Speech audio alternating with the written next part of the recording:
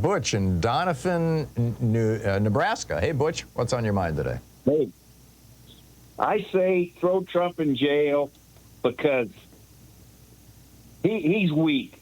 You know, I was in the Army. I worked on the railroad all my life. I've been around real men all my life, and he ain't one of them. Yeah, no, he's soft and fat. Howard, yeah.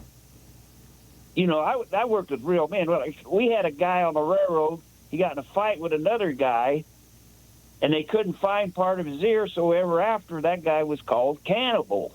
That's the kind of people I worked with, you know, in the early years.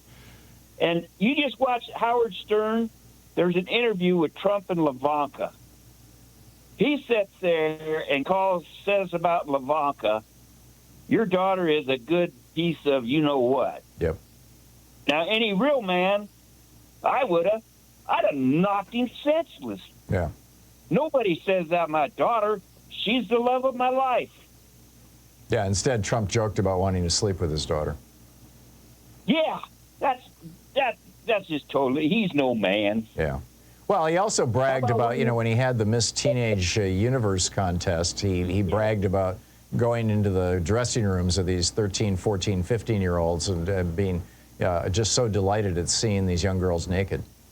I mean, the guy's an old pervert. He has no respect for his daughter or nothing. He has no respect for anybody. I mean, you know he buried his ex-wife at his golf course, for God's sake.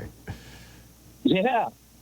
But, he went down to Mexico, and he acted around the Mexican president just like he does around Putin.